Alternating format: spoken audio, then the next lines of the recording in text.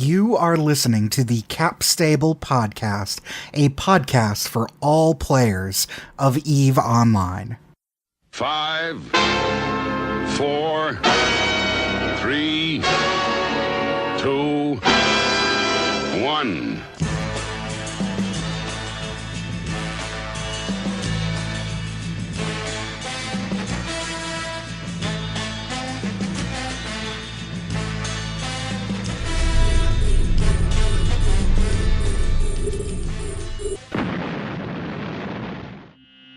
Hello, my name is Zora, and welcome to the Cap Stable Podcast. Now with more boom. Let's get this tutorial started. Woohoo!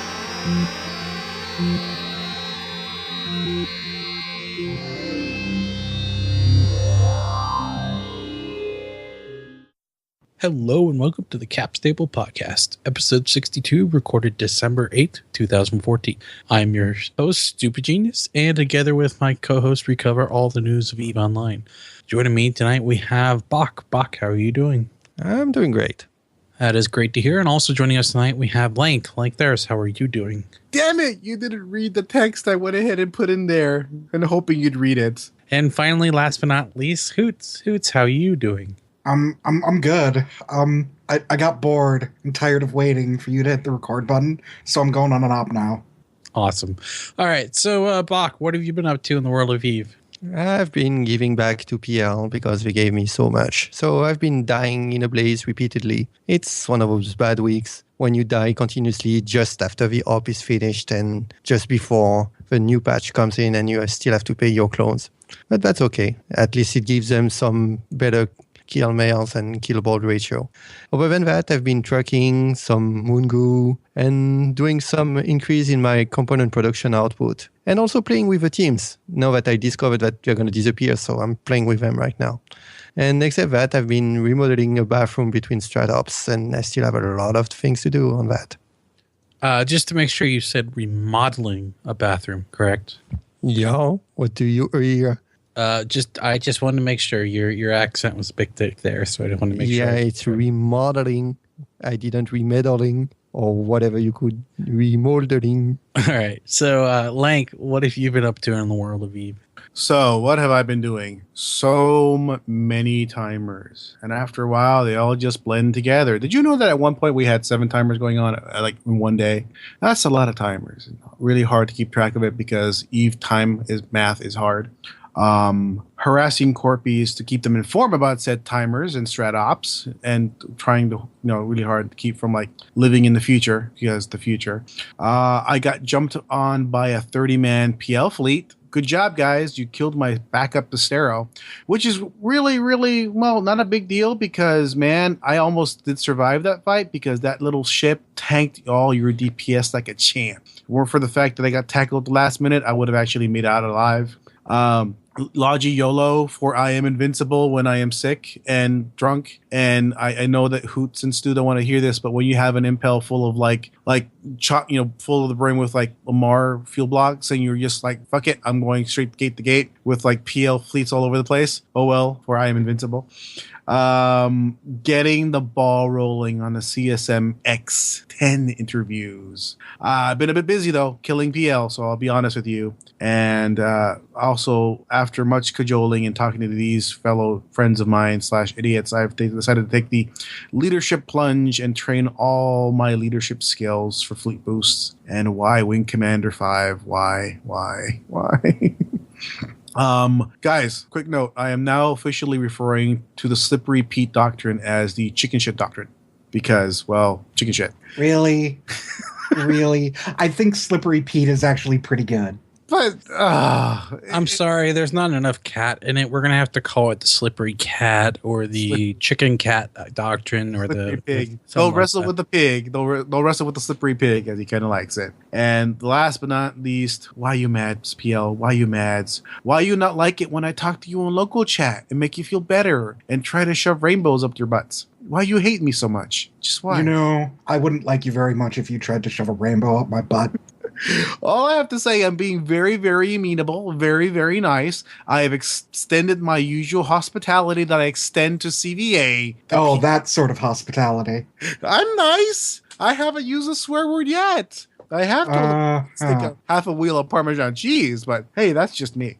So, and I'm just a misunderstood genius. That's all I have to say. Mm-hmm.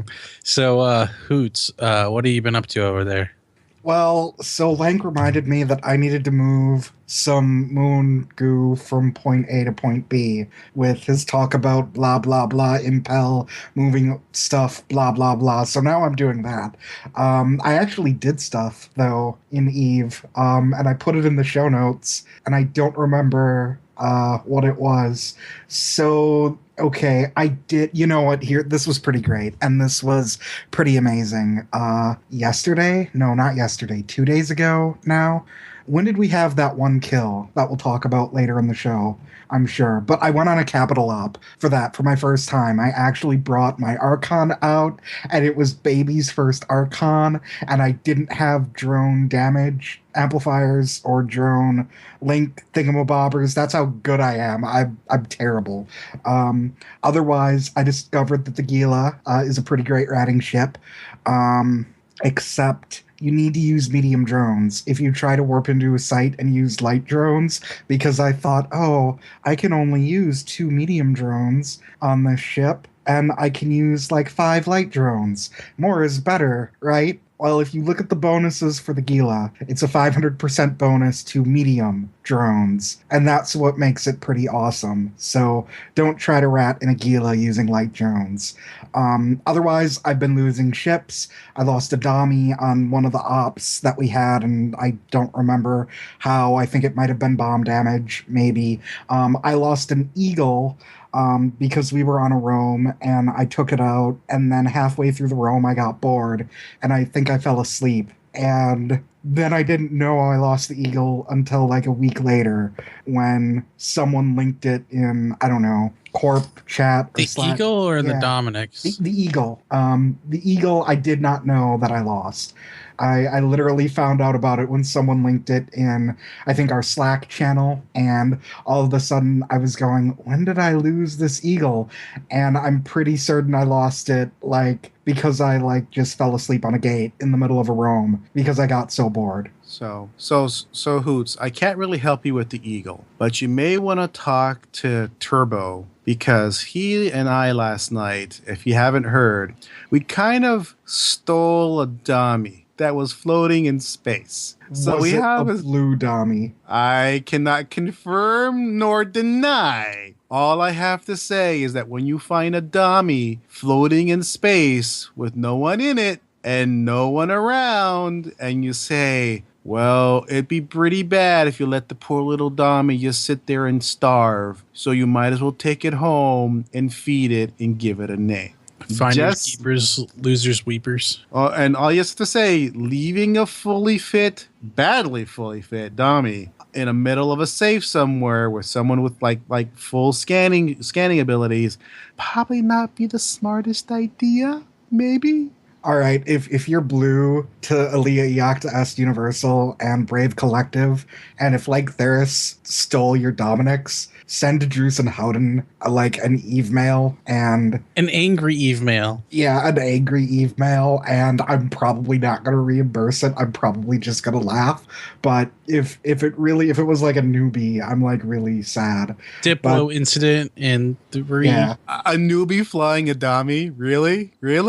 No, yeah, you can skill into a Dami in 30 days. Tech 2? Tech 2 No, not sentries? Tech 2. No. Tech 2? Oh, they had Two Tech 2 sentries. They can Yes. get bent Yeah. then. They shouldn't have left that Dami there. I'm just saying, if it was Tech 1, I can sort of, but they were Tech 2 like drones, because even Turbo went, hey, I can't use Tech 2 drones. Can you use them, Lank? I'm like, no, because drones. So yeah, I'm just saying. Like sentries, Tech 2 sentries. You guys Yep. can't use Tech 2 sentries. You guys are terrible. Yeah, Yes, but we know. It's terrible. been like on the doctrine for like ever. I'm going to be honest, Stu. I just finished Sentry Drone Interfacing 5 like maybe 3 days ago. Welcome to the frickin' Fountain War. Vindicated. When the frickin' Prophecy fleet. Look, Where were you man, guys a year ago? I had to Evidently train some losing other Sov. things. Losing Sov and training Guys, are advanced the weapon upgrades cancer- 5. No, I'm kidding. That's just hilarious. But really, that's probably it. Stu, what have you been up to? Mine was mostly out of game stuff this week. As some people have seen, we started CSM interview call for interviews rather. Now we haven't started the interviews themselves proper. So I've been starting some organization stuff in the background for that. Because Lank is terrible and doesn't do it himself. Besides that, Hoots had me doing a mad dash of space trucking. I maxed out nearly every night that I played and or flew my jump freighter this week. I maxed out my jump fatigue for the considerable time. At least I think pretty much 4 hours every night I went to bed. And then when I should have been at Disney World, Hoots was making me jump all the way back so that we can have stuff for, you know, making money and so forth, because Hoots is terrible at planning ahead of time. That's not true. You're gonna let me just trash you for No, I'm pretty good about planning. Really good. That's why this cadmium got delivered like yesterday. and the when wrong did the towers location. need that? No, the cadmium got delivered to the right and wrong, mostly the right place, but the stuff that needs to go somewhere else now, I forgot about, and that's why I've muted myself so I can, deliver it. So why was there cadmium going into a halfway point when I could have brought it all the way? Well, no, because that's cadmium for the other tower. That's not going up yet.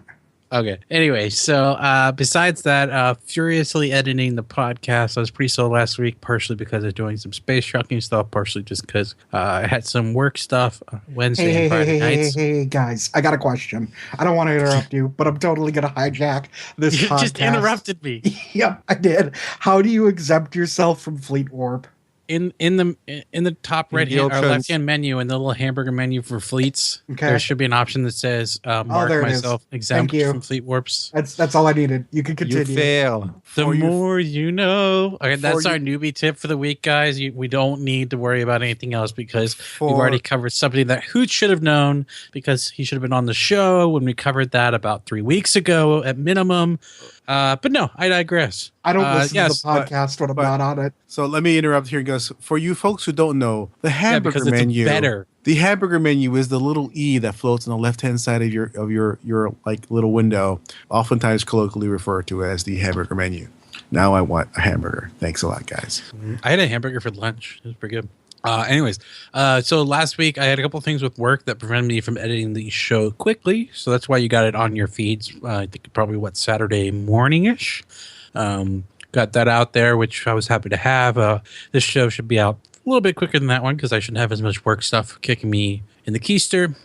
Besides that, I did also have my computer offline for part of last week as I had a new graphics card that I was putting in and more memory. So I'm now up to 16 gigs of memory in my main PC, which should allow me some additional headroom to do some potential Twitch streaming down the road. We were talking about doing it on this episode, but just couldn't get it all in line. But look forward to that, seeing that soon.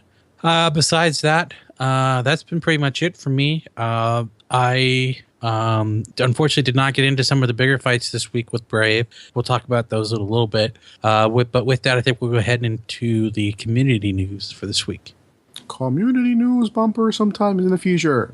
So guys, Hero is having a San Francisco meetup via an email and a Reddit post from Asmodium Shepherd and Anna. Please excuse me because I'm about to butcher your last name. Niedostepny. Look, I'm Stu. The location is DNA Pizza, which is 371 11th Street in San Francisco. It's on Saturday, December 20th at 5 o'clock. Till whenever someone had to pass out from all the beer. So meet all your space nerds, go drink plenty of beer, eat lots of pizza, and go ahead and share your "oh shit, there I was" story. You going, Lank? I don't know. See what day? December 20th.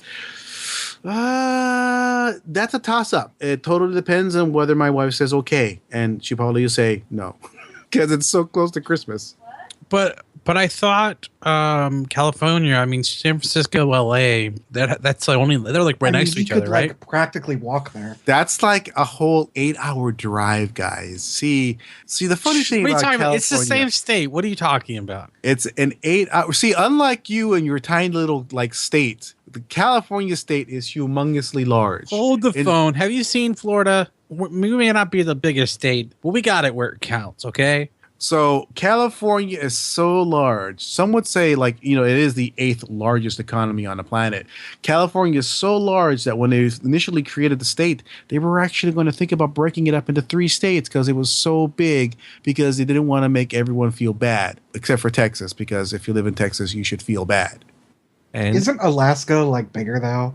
Yeah, but no one fucking lives there. They have to pay you to live there. All you have to worry about here is, Mordor and the city burning down, or an earthquake, or terrorist floods, or tsunamis, or vampire chicken bats. All right, with that, let's go ahead and move on from the horror stories of living in California, where the tax rates are crazy and the cost of living is insane. Next up, we have for community news, we have Mike Azariah, and he has 2 different initiatives that he's working on. He's currently a member of CSM 9. He's also recently announced his candidacy for CSM X or CSM 10. He has 2 things he's doing. One of them is Operation Northern Troll, which he's asking everybody to send one real physical piece of mail, a postcard or a Christmas card of some sort, to CCP's headquarters, and just kind of say, Happy Kwanzaa. It doesn't have to be anything super serious. It could be a simple, silly, trolly, or serious, whatever you want to do. It can be any kind of holiday that you celebrate, or just a random card in general. He is suggesting you send it soon, as snail mail is pretty slow, especially getting all the way to Iceland. If you want to see the address for CCP, just click on through the link and you'll see that. The other one is actually a bit more newbie friendly, and I kind of like this one. He's calling it Operation Magic School Bus, and what he's trying to do is he's trying to get ships fitted, and he's trying to give them out to all the newbies and all the starting systems. And so he's trying to help them out and get started. So he's giving out just random ships to as many people as he can. And apparently he's had he initially had quite a bit of a problem with this, because apparently, having 14 billion ISK bounties is a bit of a put off for some new players in EVE. They think he's a nefarious individual. They don't realize it's all a joke bounty, and that it is the only reason he has a bounty is because he asked for it, and everybody thinks it's hilarious that the highest bounty on a CSM member is on the high-sec quote-unquote Care Bear. But what he's been doing is he's been going around the various systems. I think he goes to each of the main systems of like Mimitar, Kaldari, all the different like starter systems and rookie systems, helps out in rookie chat, and he also is trying to give out ships and so forth. So if you want to help out with that, either giving him ships or just help him out by getting the word out to let him know he's not trying to scam some rookies, feel free to to help him out with that. I wonder what the mailing charges would be to send a small aluminum pole to Iceland. Why do you want to send a small aluminum pole to Iceland? Festivus for the rest of us.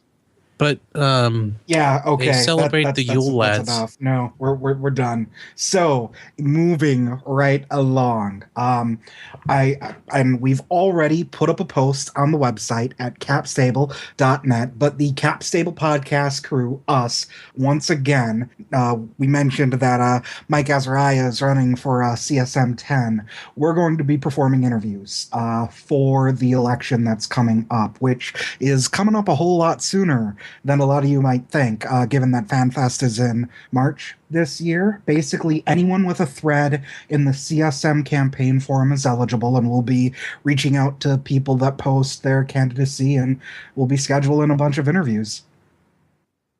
And so the next thing we got here is the tip and tool of the week. First off, we'll start off with the tip and kind of info for that. So we're going to cover prop mods and what exactly is a prop mod and how does one use it. So everybody here, what do you use? What type of prop mod do you suggest, and in what scenarios would you generally use it? So I'll start first, and I'll talk about the much loved but much maligned micro warp drive, or NWD. When you turn it on, it does quintuple your speed, and sometimes can even go above that depending on your modules and your skills. Cost a lot of cap, but the one thing that makes it problematic is that it does make your signature bloom. Now, your signature is the overall kind of interference, the little ball that you are in the game. Was how you're represented mathematically.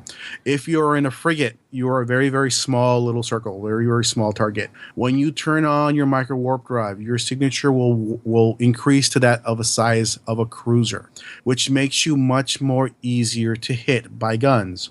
In addition, and we'll talk about it in just a little bit, because of that, there are certain circumstances that you don't want to turn it on. So why do you use micro warp drive? Particularly if you're in nullsec. Not a big deal in low sec or high sec, but in nullsec we have to deal with a mechanic called warp interdiction bubbles. And oftentimes they're put in very inconvenient spots.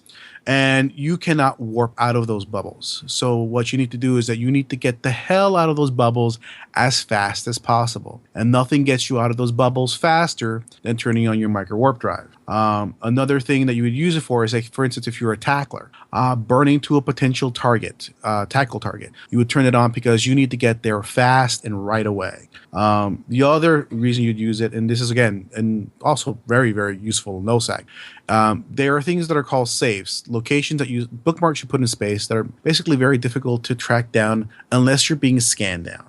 When you warp to a safe, you never stop moving. You always keep moving. So you find a particular random direction in space, point your ship, turn on your micro warp drive, and just keep burning. Because by the time someone can go ahead and scan you down and warps to you, luckily you'll be far enough away so that you're no longer in point range. So one other problem is that these prop mods can be deactivated by warp scramblers, or short points as they're oftentimes referred to. You need to be aware of that. Now, we go back to the bomb issue. Because bombs increase damage to a ship with larger signature radius, if you have a small ship and your signature radius increases because of the micro warp drive, the damage you take from a bomb will be increased. So that means that if usually you take little to no damage, you're going to take a crap load of damage. Other reason to save it, and this is actually more of an advanced tip, this is oftentimes referred to as the rolling safe method. Oftentimes fleets will have one fellow in a frigate burn out 150 kilometers minimum from the fleet in front of it. So if you get dropped by a fleet, your fleet commander can immediately warp the fleet to where you're at and out of harm's way. And that's also sometimes referred to as the rolling safe. That's one of the reasons you would use a micro warp drive. So me, most of the time I'm using Afterburner. Afterburner, it doubles your speed or slightly more than that. It doesn't cost much cap. It's pretty easy to use. It doesn't get turned off by anything. It's Afterburner that I use most of the time, except when I'm doing exploration. In that case, I use micro warp drive because our exploration sites are so freaking big that you need micro warp drive. And I have one exception, is on interceptors and interdictors. I tend to have both, which is one Afterburner and one micro warp drive. And you cannot use them at the same time. So you couldn't multiply your speed by 10. No, it's one or the other. So you alternate, depending on what you want to do. You either use the Afterburner or the micro warp drive. And there's a case where there's no proper propulsion mode on a ship. And it's very, very rare. It's in weird fits like the Slippery Pit from PL. It's very exceptional to have a ship without it, unless the ship has no fit, of course. And next up, we have the micro jump drives, which will allow you to jump 100 kilometers straight, whichever way your ship is pointing. There's a long cooldown. Approximately, you can use it every 6 minutes. And as far as I know, unless they've changed it recently, there's no indication that when the cooldown is. So the only way to know is if you go to use it, it says you can't use it. That's at least the way it worked when I used to use them. They're they're only able to be fitted on battleships for the most part. The only exception is the deep space transport has a role that allows it to fit those as well. But didn't they add a cruiser one? recently, like a smaller size from. Yes. Okay. So yeah. So I'm only familiar with the battleship one, but the cruiser one is similar. It has a small spin up time, and that is decreased by your skills. I think it's 12 seconds with no skills. And then the higher your skill is in micro jump drive, the less time it takes to spin up. If I recall correctly, I may be wrong. That may be the time it takes for the cooldown. I never remember which one it is, whether it's the cooldown or how long it takes to spin up. They're generally not used in low sec, or at least as far as I know. The most commonly used is that they'll either be in null sec warfare with battleship doctrines, where you can easily get out of the way of bombs. If you can get it off in time, you can quickly move out of bombs or move out of bubbles, or well, not move out of bubbles, but move through bubbles or move around bubbles to get away from before you get bubbled. Or another thing is sometimes they get used in high sec or for missioning. Who's is a fan of using them for Dominic's ratting. Yes, you'll drop your sentries, very much so. And you'll drop and you'll push out to 100 kilometers with your Dominics and just let the sentries do their work, and then you come back and then you're good to go. And you have anything kind of add to that particular usage, Shoots? No, not really. Actually, they're kind of a really neat oh crap sort of button to push. You know, it's all of a sudden, oh hey, these frigates, they're too close and I'm not scrammed yet. Bow. And then drop sentries, fall asleep. It's pretty great.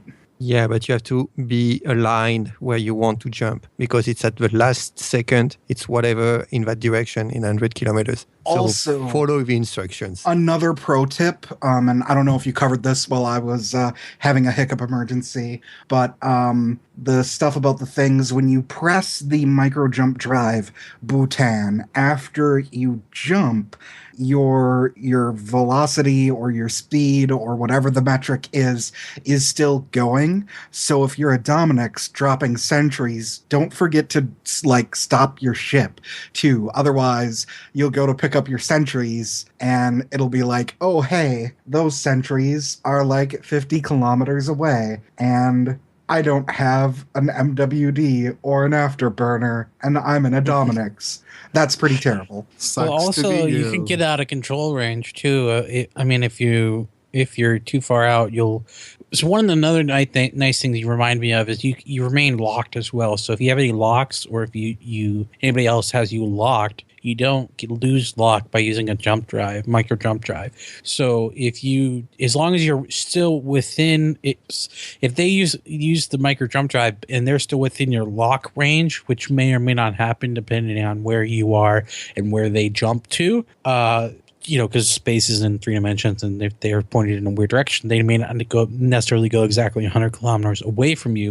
They may go some diagonal or something and so forth. They may still have you locked, or you may still have them locked, in which case you can use drones to kill them, or vice versa. The Dominics while ratting, can use drones to kill the various things. So that's kind of a cool side effect. One thing I wanted to back up to just real quick, as far as the dual prop that Bach mentioned earlier, generally it's best used for when you're in a situation where you may potentially lose one or the other. So like he mentioned with the the interceptors wouldn't necessarily have this issue, the interdictors might, or the or like just any T2 or excuse me, a T1 frigate, you may have a situation where you can go dual propped. And so if you get with a short point, you get your micro warp drive deactivated, you can still somewhat keep your speed up with the with the afterburner. And so you still keep some speed, especially if you're either speed tanking or relying on your speed to reduce your signature radius. So those are both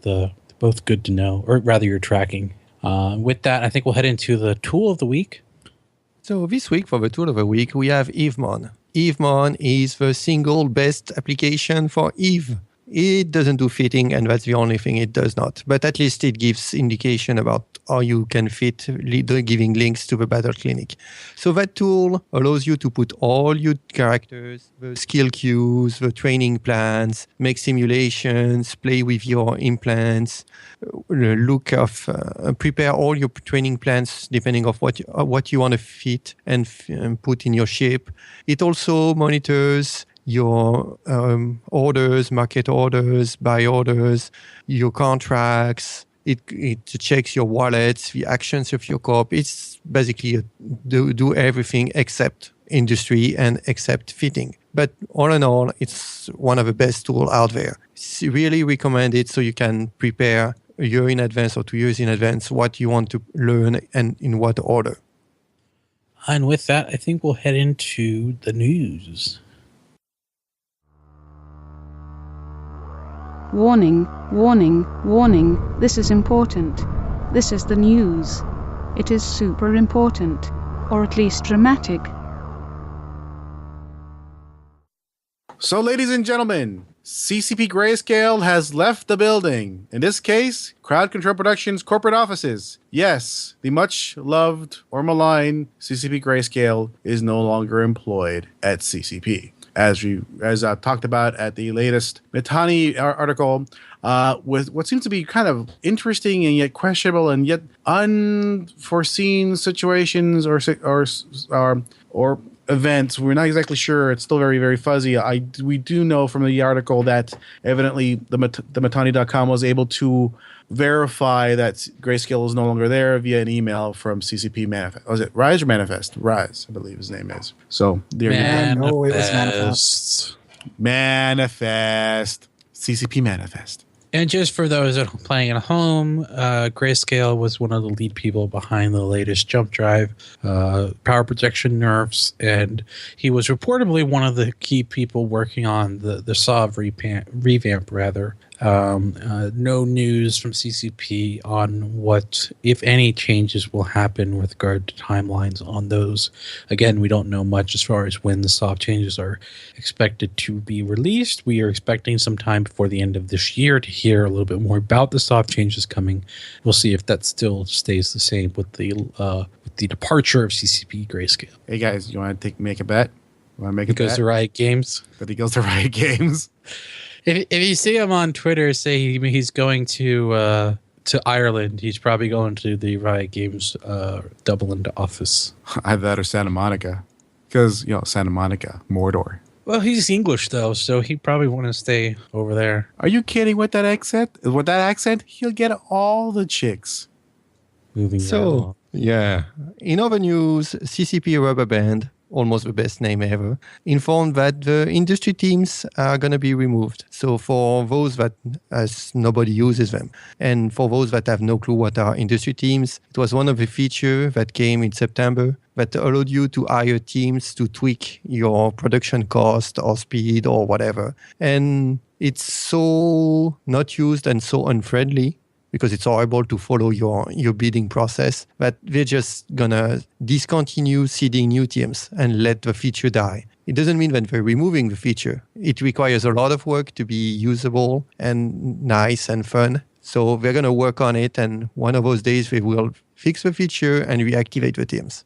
I linked another article here from Neville Schmidt, who previously was with Eve Uni. Now I think he just guests lectures from now and then. But he had some interesting talk about why did CCP decide to get rid of teams, why did they fail, and so forth. And some of the key points he brought up was the interface was kind of less than stellar. It wasn't very clear what the teams were doing, or how to find teams and to get them, where you need them to go. Those that did find them, players tended to not pool their bets, their bids rather. And the majority of teams were not worth the bid. So a lot of them had, because they were all randomly set, they had bonuses that weren't as attractive compared to others. So there may be some teams that were really valuable, say like the fuel block manufacturing teams, but maybe the probe creation teams weren't exactly a hot commodity, and so they really didn't matter generally. They only reduced times or cost very small amount compared to their cost, which is again not that much usually though. When you take into account their cost of their bid plus the cost of having them plus their cost of having them work on the project rather, then it made it less than stellar to use. So I think that was kind of all went all together to kind of prove that they were less than needed. moving right along, we're going to talk about what I'm going to call our beta feature watch. So notifications were in last release, I want to say. They were finalized, right? Correct me if I'm wrong. Yeah, I believe they came out in, was it Creus? No. Was it Creus? Well, no, they were, the checkbox came out in Creus, right? So you could do the checkbox to check them out, but I think they were pushed live. Correct, just with yeah, Phoebe. with Phoebe. Yep, so there is now, was fully announced, I think, last week, the star map is going to be in early feature in RIA. Also the main thing there is that last week we kind of did a feature overview of Rhea last week, and one of the things we couldn't find where this option was for the new star map, and apparently it had not been added to CC. So as of this recording, they had released a dev blog that they have and pushed the feature to CC, and the option is now, I guess, where you expect it. I was talking to Turbo earlier, and he said he was looking exactly where they said they put it now, and he wasn't seeing it before. So obviously, they had just pushed it out to CC recently. But yeah, you can check that out on CC, or just wait for tomorrow for Rhea's release, and you'll check that out. Yep, and just keep in mind they aren't final features. They are still kind of in beta E form, but by all means, check them out.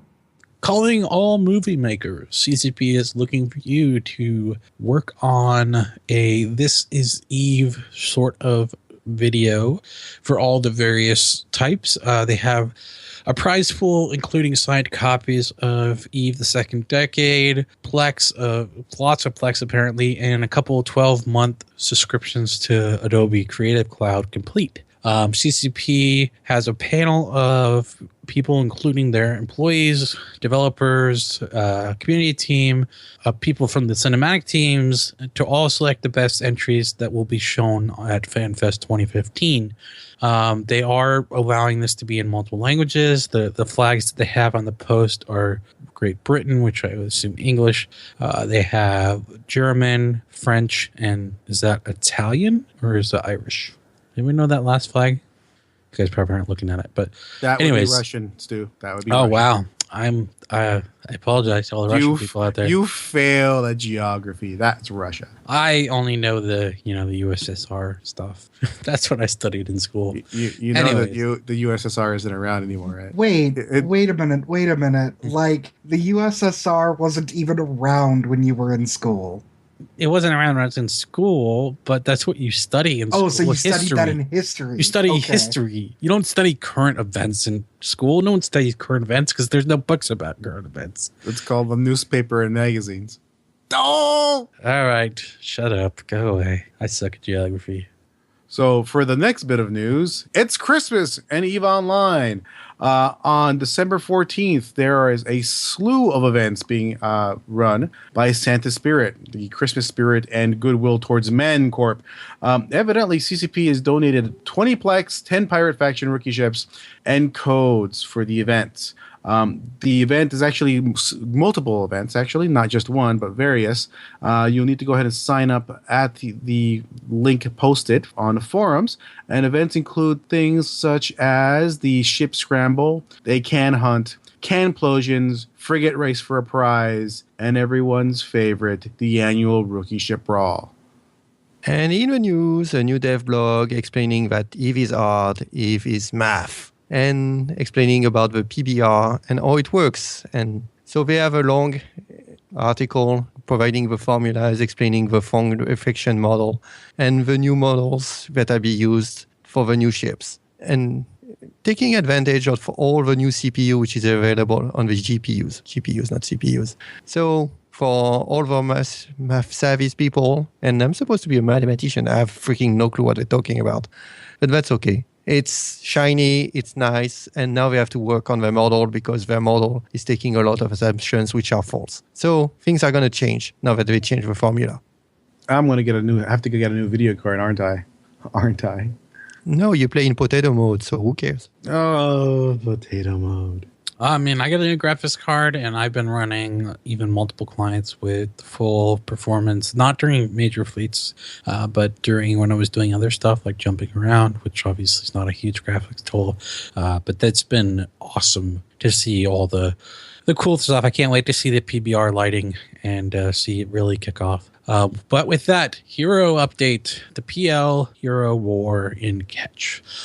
Hero has been putting up a good defense for the fight for HED after a couple different things happened this week. First off, there was a small group of carriers and stuff that PL had committed, and with some suicide dictators pilots on Hero's part, they were able to hold them there for 3 or 4 hours, and a long enough time for Black Legion to come all the way down from the north, slow boating and through every gate in their supers and getting them down here to end up killing one Titan and a handful of carriers and so forth. Okay, so that's the important part. TLDR, we killed another Titan. Woohoo! Yeah. So, long story short, the numbers came out to approximately about 265 bill loss on the PL side. Again, mostly being that Titan and so forth, versus approximately 95 billion on the Hero PL side, with being a lot of those being Hero and PL Dreads.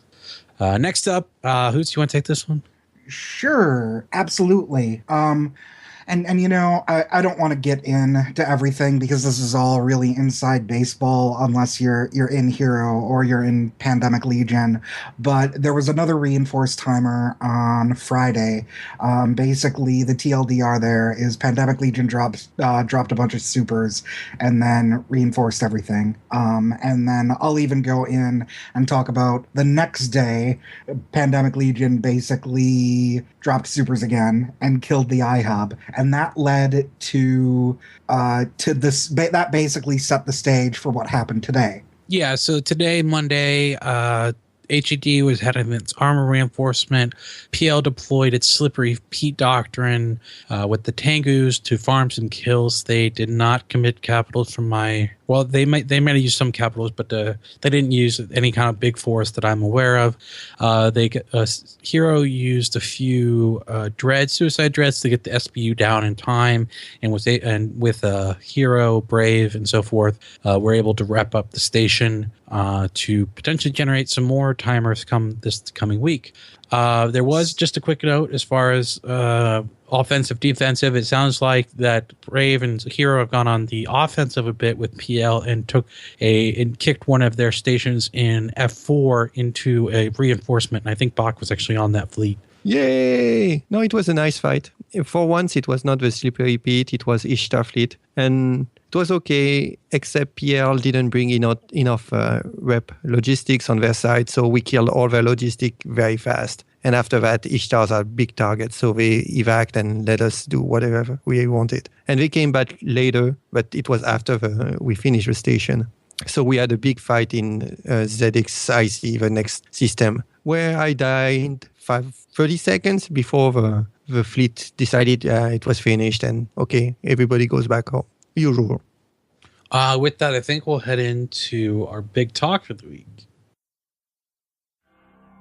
Ladies and gentlemen, it's the big talk. I take no responsibility for what these idiots are about to say. All right, so this week, the big talk is all about SOV. As we promised, we're going to talk about a little bit what the SOV is now, and then potentially in a future episode, we'll talk about once CCP has announced their SOV changes, we'll talk about those, of course, and then somewhere between there, we might talk about some of the challenges that CCP is facing in balancing SOV. With that said, we'll start with the first part of stealing SOV or taking SOV is the Sovereignty Blockade Unit, and the way these usually work is you need to place these or anchor them near 51%, over 51% of the stargates in a given system. So if a system has 2 stargates, then at least one of them has to be two of them has to be SBU, because if one of them, that's only 50%, you need over 51%. But if you have 3 stargates in a system, then you only need to online 2 SBUs. So it keeps that same sort of number. So like if you have 4 stargates, you need 3 SBUs and so forth. The way these SBUs work They take about 3 hours to online, and whoever onlines them has to have specific roles within the corp or alliance they are in to be able to anchor sovereignty things. That's not terribly important for this discussion. Once those are in place, though, then other parts of sovereignty become vulnerable, namely either iHubs or stations. So iHubs or stations, and actually there are, I guess you could call it, 3 important things for SOV. There are, and let's look at kind of the basic unit of SOV that determines who owns a system. It is called a TCU, or a territorial control unit. In order to attack a TCU and blow it up and place your own down, you need to satisfy a series of conditions in the system, the first of which Stu mentioned involves those sovereignty blockade units. You need to have over 50% of the gates in a SOV system anchored with SBUs on them. And I should clarify one thing is that when the SBUs are onlining and anchoring, they're completely vulnerable. They can be attacked. So if you have enough forces, offensive forces, they can come in and blow it up during that time and put down their own. And putting down your own, and one thing I forgot to mention before, you can actually put down what's called a defensive SBU, which is the alliance or the corporation or whoever owns the sovereignty in a given area. If they put down SBUs on their own behalf, it prevents other people from coming in and putting SBUs down without destroying their own. So once they're down, you have to destroy anybody else's on a given Stargate before you can put your own down to then be able to attack the iHub, because you have to be the alliance of the person who put down the SBU to be able to be attack the iHub is the way that's not strictly true. But generally true, right? Well, I mean, like it's only generally true because if you own the SBUs in a system, you can offline them and online them at any point, restarting that 3-hour countdown timer. And we'll talk to that about that in a minute and why that's important. So SBUs take 3 hours to online. Once they online, you can blow up a TCU, a territorial control unit, in a system and then place your own and claim that system as your own. As long as there aren't iHubs and stations, right? Yes, exactly. So there are a couple things. You can only blow up a TCU if the first condition, you have SBUs in system, and then the second condition, there are no iHubs that are online in system, and then the station is not owned by the person that has the active TCU. As long as those conditions are met, and if I messed up, I'm sure I'm going to get a lot of hate mail, but I believe those are the strict conditions, and if those conditions are met, then you can go ahead and blow up the TCU in a system. So if we back up then a little bit further to iHubs, and let's ignore stations for right now. So let's pretend that we have a system that doesn't have a station in it, but the once upon a time when Eve first introduced these systems, someone planted their TCU, claimed sovereignty, and then planted an iHub there. An iHub, or an infrastructure hub, is a component in a SOV system that gives you kind of bonuses to the system. And then furthermore, you need to blow it up before you can blow up the territorial control unit, the TCU. Well, another thing is just to kind of not clarify, but one thing to add is like if somebody forgets to place a SOV bill, or if a alliance is disbanded, they can drop SOV completely, and then it goes back to that state where all you have to do is online your TCU, and then you can place the iHub without anything else. Yep, and in that circumstance, you're right. So that's the other condition that would ignore the previous conditions, and why the SOV system is so convoluted and so terrible and so confusing. But say that no one misses their SOV bill, and you have a stationless system. For iHubs, in order to blow up an iHub, you have 2 reinforcement timers. So basically, and the person that owns the iHub can set generally within, I think, a plus or minus 2-hour range of where that iHub comes out of reinforcement, just like if you were blowing up a POCO or a POS, a tower. there's a shield reinforcement timer. So when you get the shields down to 25%, the iHub goes invulnerable. And again, these are kind of really deep Yes. details, but in general, there are numbers that hits and it becomes reinforced. Exactly. Yep. So, right, it becomes invulnerable, and then the entire system, including the SBUs, become invulnerable until that timer is up. Then once the timer is up, you can shoot the SBUs and you can attack the iHub again. And after that second timer, it goes into reinforce again. Now, if you're in a station system, stations also have 2 timers. And in order to, you can't blow up stations in EVE, but you can flip them. And under that circumstance, it's the same deal. You need to flip a station and have it not be owned by the entity that has the online TCU in order for you to blow up that TCU. And the one interesting with this thing with the stations is if whoever gets the last hit on the station before it dies and gets flipped, it will be the owner of the station. So if you have a whole group of people there, and this a good example recently was in ERVK when PL was trying to take ERVK, I think on behalf of Probably Block, if I remember correctly, as well as heroes like Brave were trying to defend it. PL had supers on the field, and I think a couple of dreads or something like that, and they were attacking the station, and it was the final timer, what's called the armor timer. And that one was a little unusual too, because the iHub in that system had been saved, and but Pandemic Legion managed to still flip the station.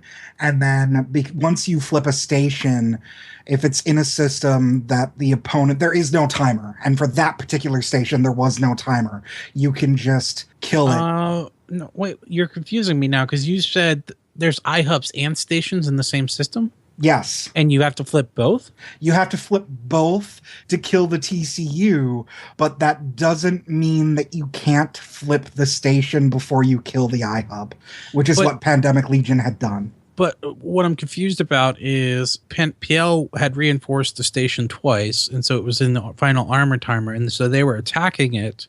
They had reinforced the station twice, then it came out of reinforcement, then they captured it. No, I don't remember that at all because they were attacking it, and so was Brave. Maybe we're thinking of 2 separate times, but Brave was attacking it at the same time that PL was attacking it, and it was just a matter of chance that somebody in Brave had gotten the last hit, and so they had gotten claim of it. I think we're thinking of 2 separate times. Or something like because that was Brave's counterattack. Guys, we're going down a rat hole, and that's a rat hole that we probably shouldn't go because, well, Sov is hard. Sov is hard. Rat hole. All right. Anyway, so there are multiple timers. Where do we leave off?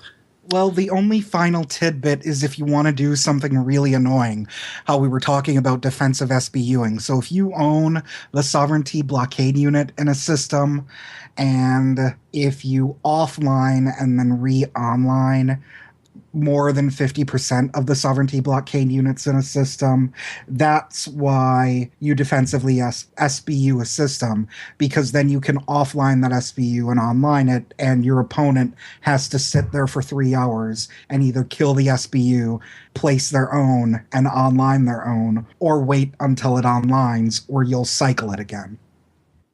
And because as long as the SBUs are not present and online, everything is invulnerable. So you cannot shoot anything else except PL. The SOV system is like a terrible and complicated and convoluted system as it stands. And so to kind of finally recap all of this, the reason, well, first off, this is generally referred to as Dominion SOV because it was introduced in the Dominion expansion of EVE. The main reason we're covering this is so you have an idea, even for those who don't necessarily get in the deep dives of nullsec mechanics, you at least have an idea of what a basis for what to look at for when CCP releases the latest SOV revamp. You have some idea to look at it as a counter comparison to what it is now. But generally speaking, when a system, just as a kind of final timing thing, when a system is being attacked or being reinforced back to back, you will generally have between 1 or 2 days between each reinforcement, of course set by the defenders, and then finally you'll be able to be captured with the TCU. So that's kind of just a general Then you have 3 hours for the SBU to online, and then the 2 reinforcement times for the iHub and the station, because they're both independent things. You have about 1 to 2 days, depending on when the defenders put it. And then, of course, once that's all done and you own the station and you destroyed the iHub, you can put up your own TCU, and then suddenly you have SOV. So congratulations.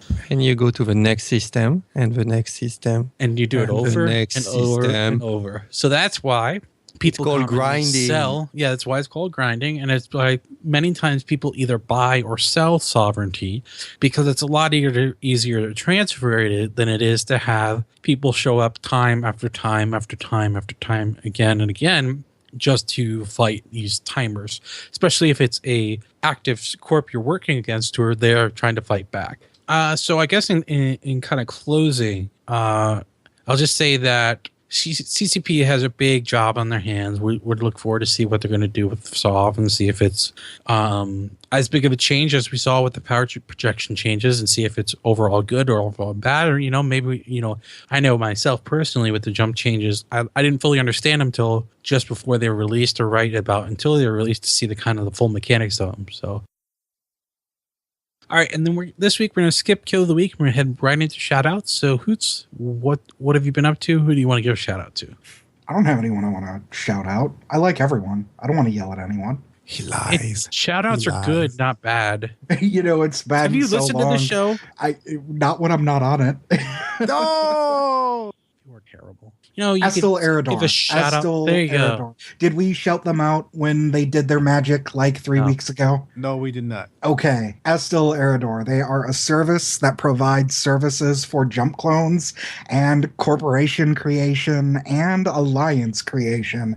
And we gave the person that's in charge of it the fees to create the alliance that I needed created for my out of not brave AIE affiliated venture, and the guy did what he said he was going to do and didn't rob us blind. I can't guarantee he won't rob someone else blind in the future, but from the looks of it, he seems to be on the up and up and is doing a real great service. So thanks a whole bunch. Despite Hoots' best effort to get us completely robbed just as he deposited lots of ISK into various wallets just before the guy took over the corporation, mind you. Hoots wouldn't be the CEO of our hearts and dreams if it weren't for the fact he does things like that. As for myself, shoutouts to Mike Azariah. Don't worry, bro. I haven't forgotten about you. You'll see me in your mails very soon. So for my shout out, I want to shout out to Santa Claus. I miss you guys. I want to see you soon. I don't need holidays. I need to sleep. I need to eat. I need to rest. No, I don't need to eat. I eat way too much turkey. And other than that, I want to shout out to CCP Grayscale. Many people didn't like what he did all over the years, but he was a great guy. He had good ideas, and I think he was most of the time limited by the resources available for EVE and EVE development. And here I think he was limited to the fact that he's a little person. Why does it always have to be height with you, dude? Like, seriously. Why you guys always got to bring up the height? Jeez. All right, and so that's our show this week. How can people get a hold of us? Well, Stu, I am totally glad you asked. We can be found on iTunes and on Stitcher, and our RSS feed and the show notes can be found at capstable.net. And also, we can be found on YouTube. Where can we be found on YouTube, Lanktheris?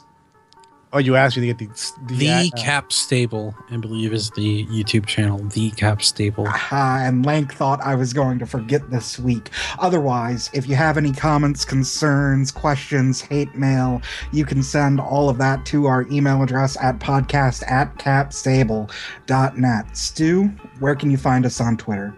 Oh, we can be found on Twitter for the show is at capstable, @_stupidgenius for myself, @Lanktheris for Lank, @Bach Collective for Bach, @AIE Hoots for Hoots, and the slackers this week can be found at Turbo Addiction and @Kuda Timberline. On behalf of Hoots, Bach, Lank, and Aura, this is Stupid Genius saying thanks for joining us on this episode of the Cap Stable Podcast. Explode hilariously, ladies and gentlemen, and have a great week.